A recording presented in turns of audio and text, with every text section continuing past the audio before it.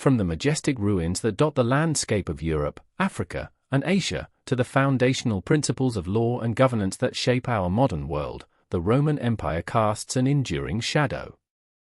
Its story is one of unprecedented ambition, military might, and cultural achievement, spanning over a millennium. But how did a small settlement on the Tiber River grow to dominate such a vast expanse? Join us as we journey back in time to explore the epic narrative of ancient Rome, from its mythical origins to its eventual, complex decline. Our story begins in 753 BC, with the traditional founding of Rome.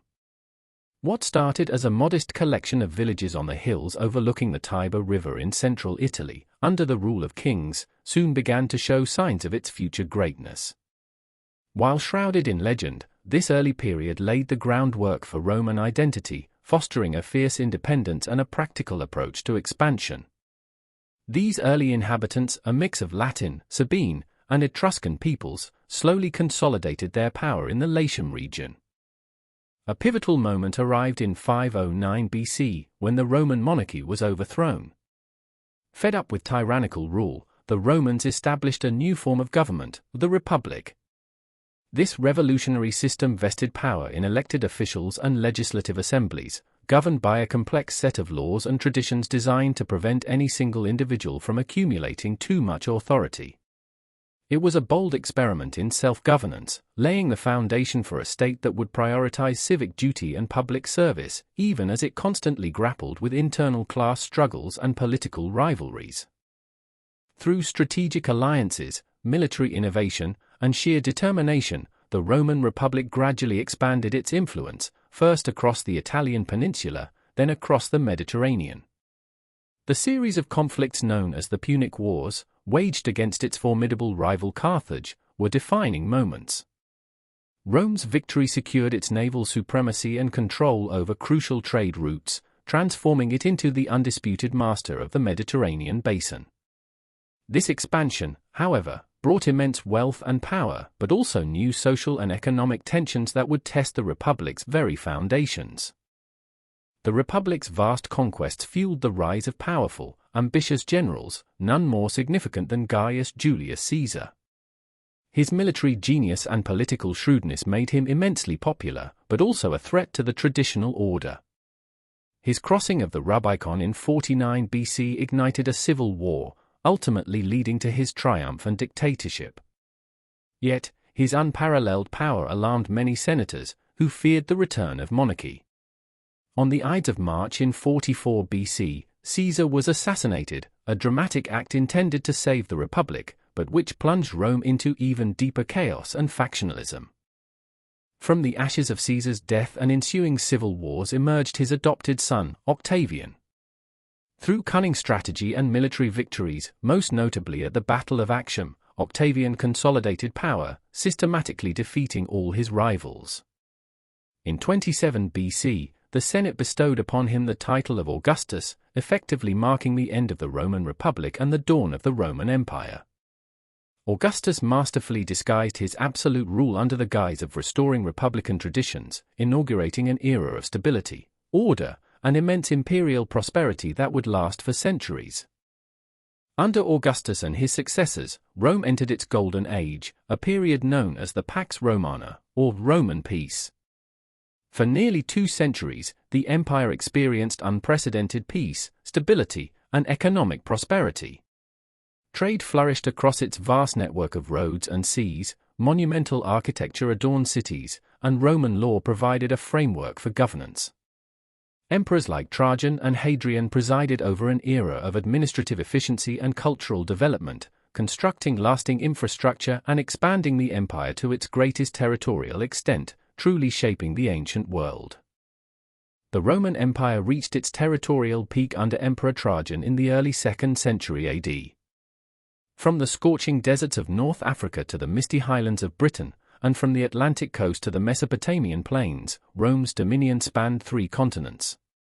This immense empire, united by a common administration, law, and currency, was a testament to Roman organization and power.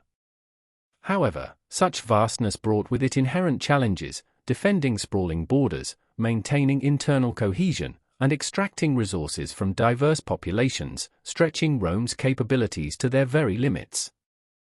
Following its golden age, the empire was plunged into a period of profound instability known as the crisis of the 3rd century. Decades of civil wars, with emperors rising and falling in rapid succession, coupled with devastating barbarian incursions along its frontiers, threatened to tear Rome apart. Economic turmoil, plague, and political chaos eroded the very fabric of Roman society. By the late 3rd century AD, the empire was severely weakened, its resources depleted, and its people questioning the leadership of a state that seemed unable to protect them from external threats or internal strife. In an attempt to restore order, Emperor Diocletian, rising to power in the late 3rd century AD, initiated radical reforms.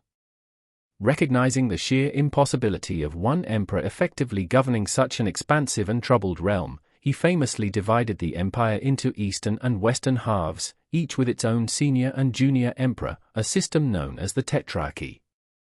While intended to improve administrative efficiency and border defense, this division ultimately laid the groundwork for a permanent split, creating two distinct political entities with increasingly divergent destinies.